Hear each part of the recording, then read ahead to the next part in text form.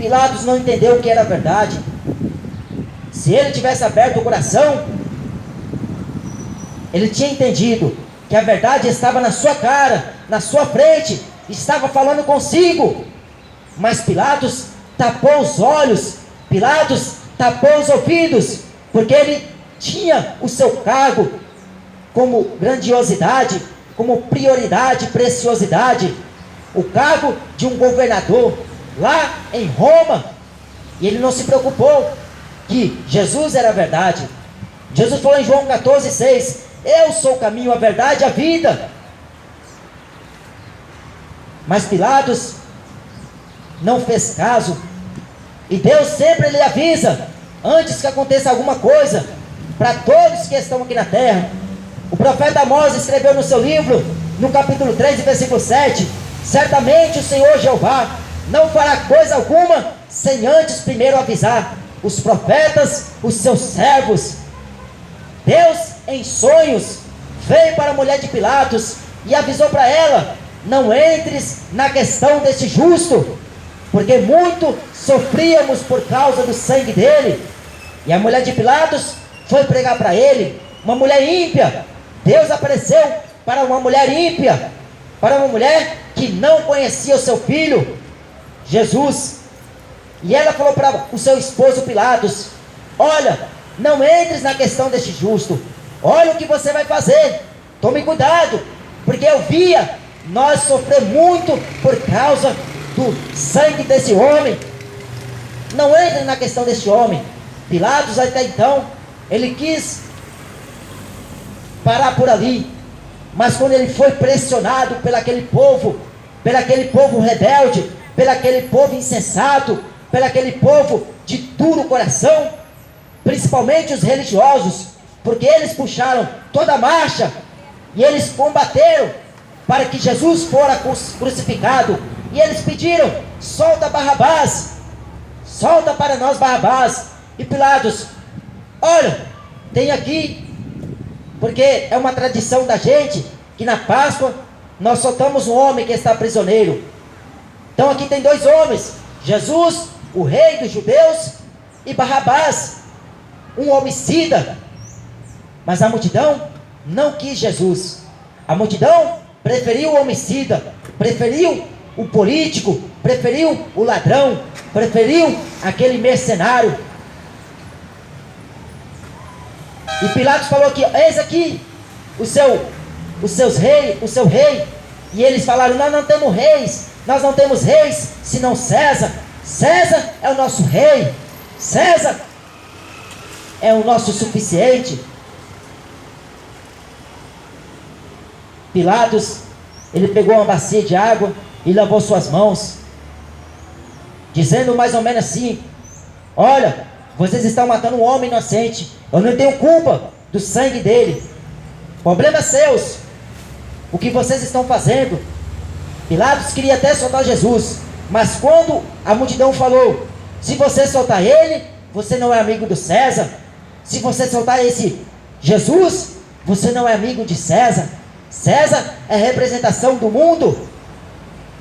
César simboliza e significa e representa o diabo em pessoa. Ou você fica com Deus, ou você fica com o diabo. Porque Jesus falou: não pode o homem querer servir a dois senhores. Ou você trabalha a vida inteira e continua escravo do dinheiro, ou você se torna livre pelo sangue de Jesus, que foi derramado na cruz para te dar redenção total, para te purificar de toda injustiça e de todo o pecado que você comete. Porque só o sangue dele tem poder para nos tornar limpo, para que nós apresentemos a nossa vida diante de Deus com as mãos limpas e o coração puro. Caso contrário, você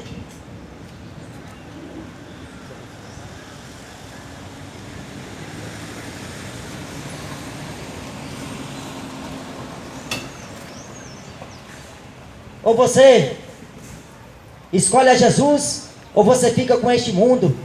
Porque se você amar o mundo, o amor do Pai não permanece em ti. Tiago falou que todo aquele que ama o mundo constitui-se inimigo de Deus. E não queira ser inimigo de Deus. Porque Deus, Ele é um fogo consumidor. A Bíblia diz em Hebreus 10, versículo 31, horrível coisa é cair nas mãos do Deus vivo.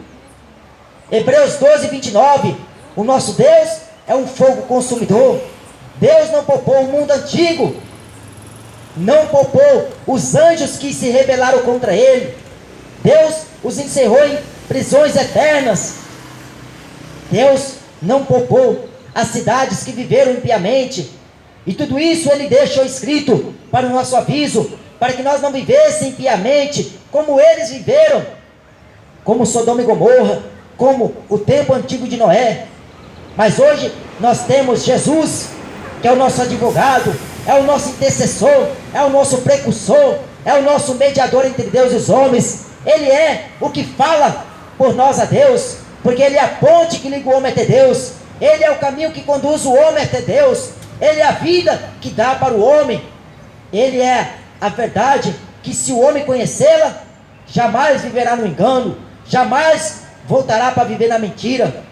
Jesus me libertou da prostituição. Jesus me libertou do vício das bebidas alcoólicas. Jesus me libertou do meu modo de viver. Jesus me libertou da idolatria do futebol. Jesus me tirou as escamas, as vendas que não permitiam que eu conhecesse a verdade. Até um dia em que eu ouvi um servo de Deus, um mensageiro do Evangelho, aquele que descreve a Bíblia Sagrada em Romanos 10, quão formosos são os pés daqueles que anunciam a paz e as boas novas. Eu ouvi a voz do Espírito de Deus falar diretamente comigo, e eu abri o meu coração, porque Deus foi compassivo para comigo, Deus foi misericordioso, assim como Ele é todos os dias por cada um de nós. Por isso que Ele me trouxe aqui, para poder provar para você que Ele é misericordioso, e as misericórdias dEle são as causas de nós não sermos consumidos. Por isso que Ele marcou esse dia, para que você ouvisse a voz do seu Espírito. Busque ao Senhor de todo o seu coração, clame ao Senhor enquanto há tempo, porque depois da morte vem o juízo final. Depois da morte não será tarde demais para você buscar arrependimento. Por isso que enquanto você vive, você tem uma chance de Deus, porque o salmista Davi falou lá em Salmos 3, eu deitei, dormi e levantei. Não foi porque eu sou rico, não foi porque eu sou bom. Ele disse assim, eu deitei, dormi e levantei, porque o Senhor me sustentou, porque o Senhor permitiu. Então Deus, Ele tem dado-nos oportunidade todos os dias para que nós confesse o pecado, porque Jesus é fiel e justo para perdoar os seus pecados e te purificar de toda injustiça. Só Jesus. O apóstolo João falou, filhinhos, não pequeis, mas se pecares, lembre-se que tem um advogado, a saber, o justo, Jesus Cristo, o Filho de Deus. Então é esta a mensagem do Evangelho: arrependimento. Arrepende enquanto é tempo, porque breve Jesus voltará. Hebreus 10 está escrito, breve o Senhor voltará, aquele que vem virá e não tardará. Busque ao Senhor enquanto é tempo. Amém? Que Deus possa ter misericórdia da sua vida. Busque o Senhor enquanto é tempo.